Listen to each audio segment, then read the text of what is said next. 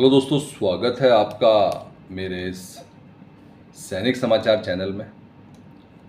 दोस्तों, आज की वीडियो में बात करेंगे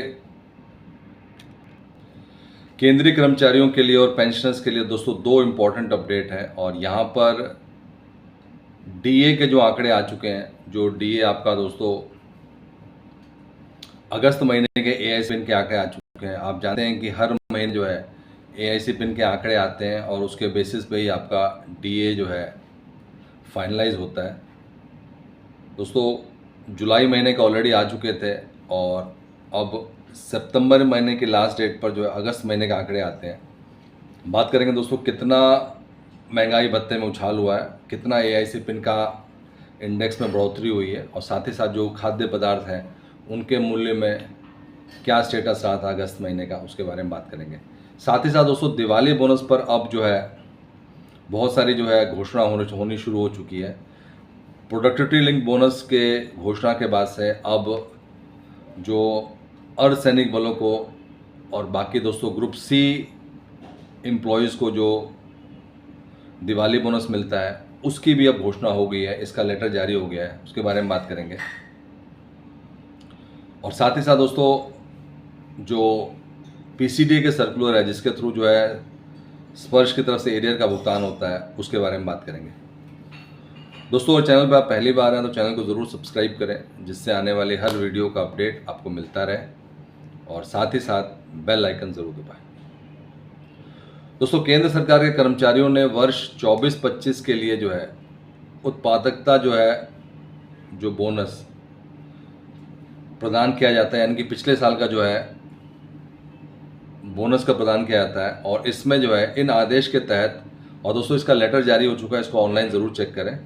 इस आदेश के तहत जो है बोनस का भुगतान की गणना अधिकतम जो है 7,000 रुपये की मासिक जो है किया था। इन आदेशों के तहत बोनस का भुगतान केंद्रीय अर्धसैनिक बलों, सशस्त्र बलों के पात्र कर्मचारियों के लिए स्वीकार होगा और इसमें केवल वे कर्मचारी इन आदेशों के अंतर्गत भुगतान के पात्र होंगे जो 31/3/2025 को सेवा में थे, जिन्होंने 2024-25 में न्यूनतम 6 महीने का लगातार सेवा की है।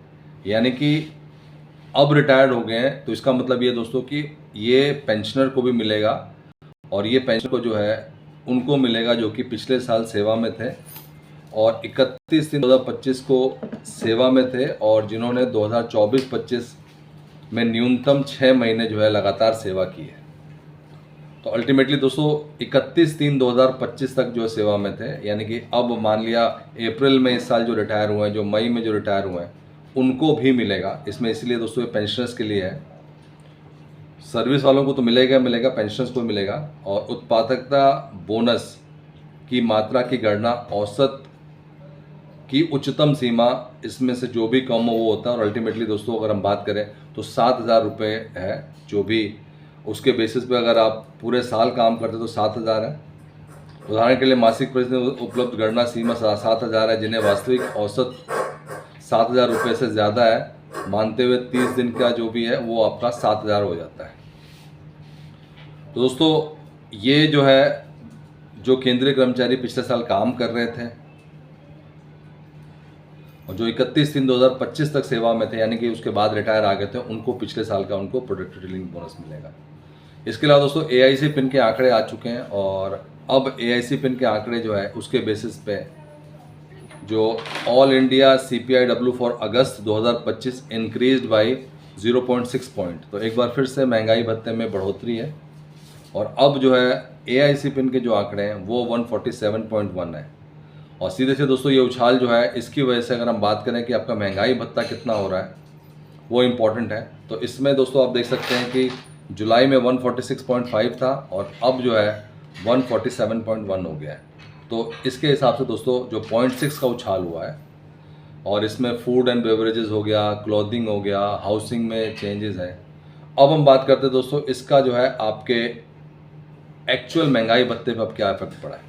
दोस्तों आप जानते हैं कि जुलाई का जो एआईसी पिन का आंकड़ा था उस हिसाब से 58.52 जो है आपका जो महंगाई भत्ता पहुंच चुका था। अब जो है एआईसी पिन के आंकड़े जो है अगस्त महीने के आए हैं, पहले 146.5 था, अब 147.1 है।